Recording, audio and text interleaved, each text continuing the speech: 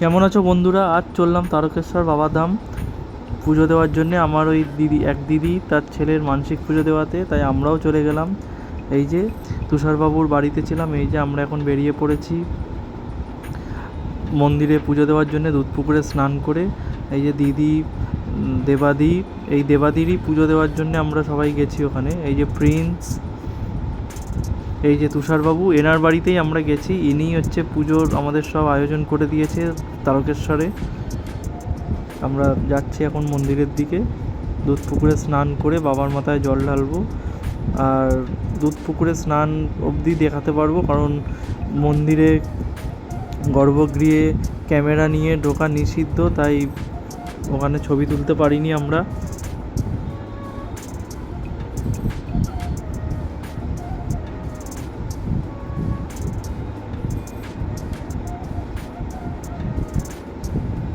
আমরা বাড়ি থেকেই গঙ্গাজল, দুধ, গঙ্গাজল সব কিছু নিয়েই গেছিলাম।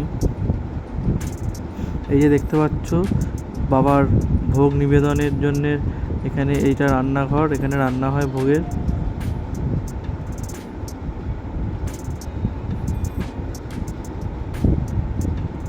শ্রাবণ মাসে খুব ভিড় ছিল, তাই আমরা যেতে পারিনি। তাই আজকে এই এই দিনকেই আমরা গেছিলাম এই ইয়েতে। এখন একটু ফাঁকা ছিল।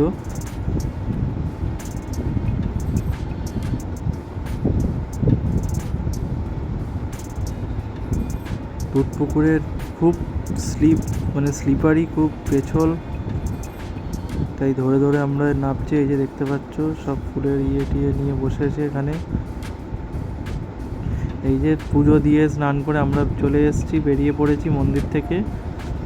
বেরিয়েই আমি আর অঞ্জনা দুজনে মিলে একটু তিলক কেটে নিলাম।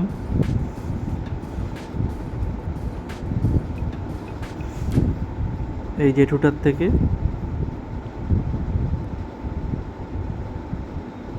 এই যে অঞ্জনাকে করে দিল, তারপর আমাকেও করে দিচ্ছে।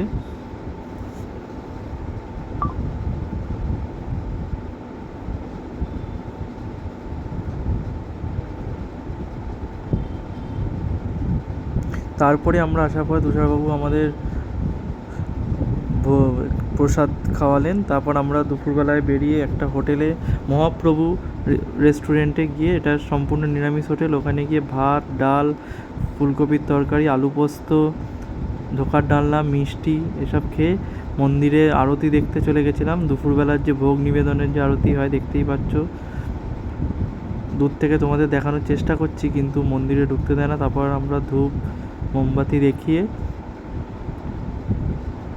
ওখান থেকে একটুখানি ঠাকুরের পুজো দিয়ে চলে আসলাম। আজকে এখানেই শেষ করছি, টাটা।